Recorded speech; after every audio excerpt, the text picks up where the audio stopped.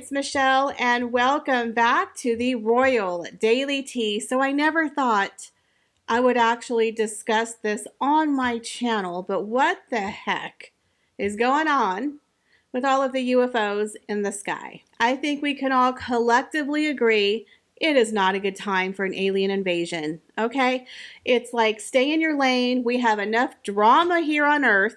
We can barely handle Harry and Meghan, and now we have UFOs? Like, what is going on? So now China just shot down a UFO in their airways. So it's getting weird. It's like, I can't deal with it. You know, we're just getting over the worldwide pandemic.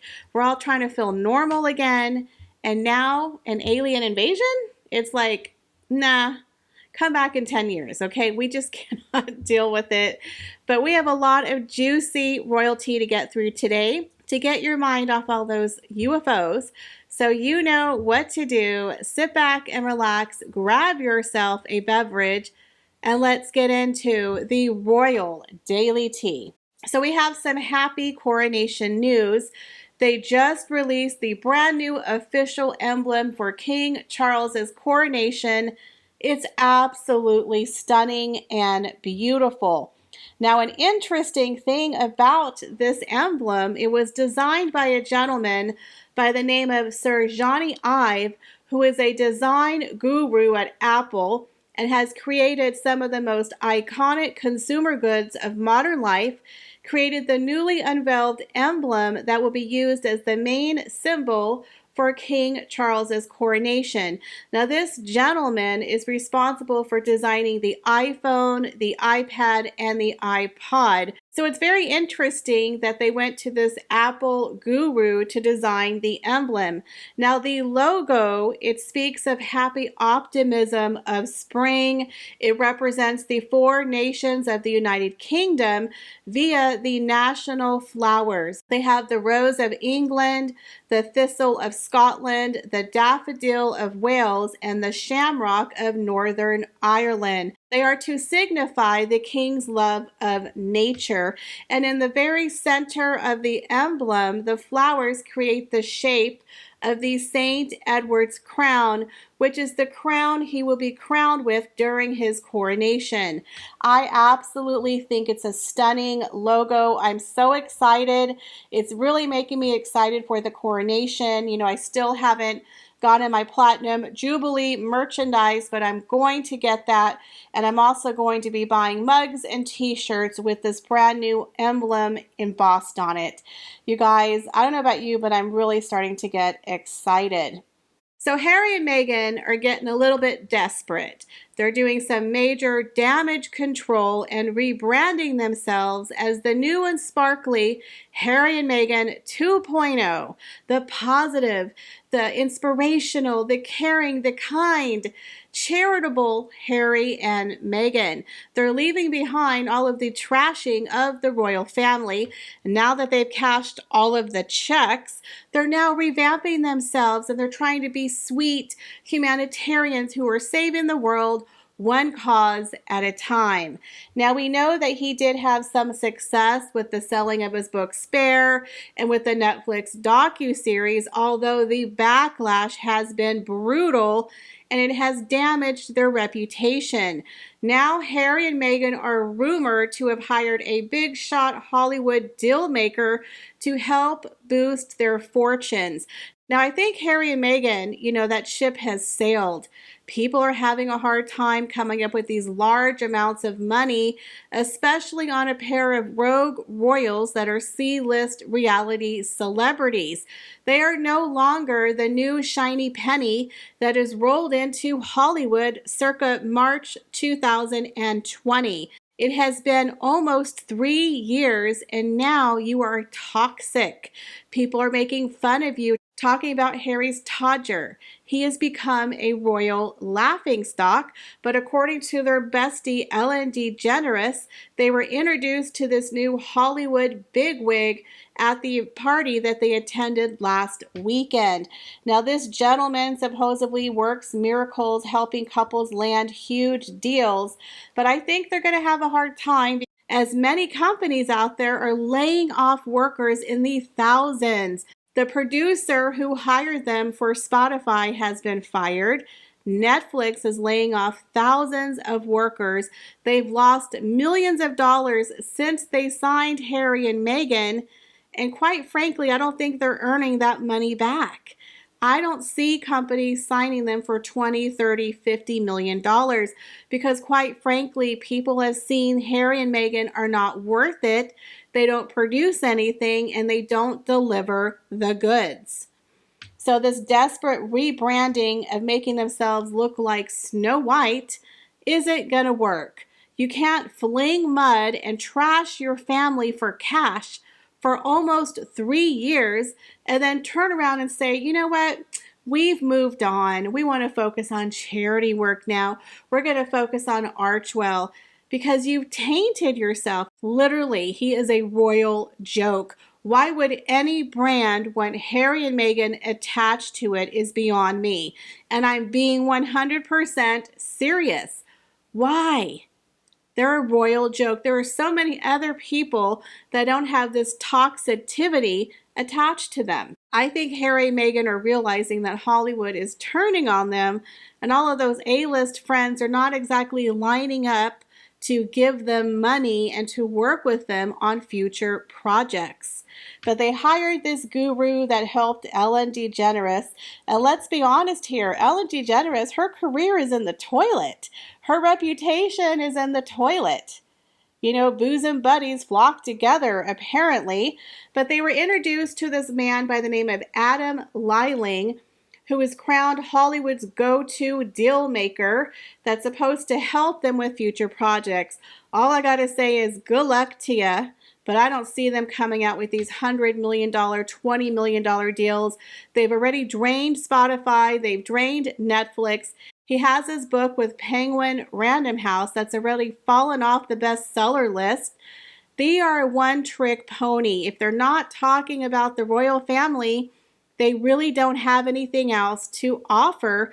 All of their creative projects that have nothing to do with the royal family have been tanked. Pearl, Live to Lead, tanked. We haven't heard anything about the Heart of Invictus. There's a rumor it might be released around the time of King Charles's coronation. But again, if they are not trashing the royal family, they have nothing of value to offer. So good luck to you, sir. You definitely have your job cut out for you. Well, it's official. Harry and Meghan have been invited to the King's coronation. Now, they have until April to decide if they are going to RSVP for the event. In my opinion, I believe they will attend the coronation. They probably will bring their children, because Meghan is not going to miss the opportunity to host another birthday party at Frogmore Cottage with the gardener and her makeup artist, where they can release yet another photograph of the back of Archie's head holding a balloon in black and white, because that is a typical Meghan move, thinking that we care and we don't. But I also am really beginning to believe they will attend the coronation as part of the rebranding. As I mentioned earlier, Harry and Meghan are under major damage control, turning themselves into the new shiny Harry and Meghan 2.0, the positive, peacekeeping, charitable, and kind Harry and Meghan. Now, what is the best way they can do that? Well, by attending the coronation and trying to, quote, make amends with his family. Even though they were the ones who attacked his family, they realize their family's not going to apologize to them. They're not going to grovel to them. And I think Harry and Meghan realized that the only way they're going to get deals is if they're associated with the royal family. Without the royal family, they have absolutely nothing to offer. So even though they hired that big Hollywood guru deal maker, without their titles and connection to the royal family, nobody wants them. You look at their other deals, they have totally flopped. And Harry and Meghan are not releasing their Duke and Duchess of Sussex title.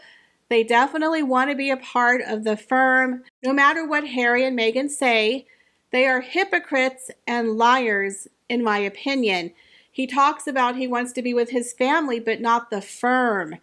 He definitely wants to be with the firm because that's the royal family. That's where he gets his titles and his privilege and his money and his paid security and his place in the line of succession.